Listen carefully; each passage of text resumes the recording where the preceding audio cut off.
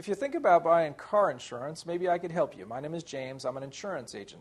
I specialize in auto insurance. There's a couple of things that you want to take into consideration when you're thinking about car insurance. If you want to just get the basic limits, that's PIP and PD, that's personal injury protection and property damage. Most people get that when they just want to go to the motor vehicle and get their tag and be done with it. However, if you've got a car that either you have a lien or basically it's a value, you might want to think about getting comp and collision. That's where in the event that you were in a car accident, you have coverages after your deductible. Most people go with about a $1,000 deductible, so the first $1,000 is out of pocket, but then after that, the insurance company will pay for the damage.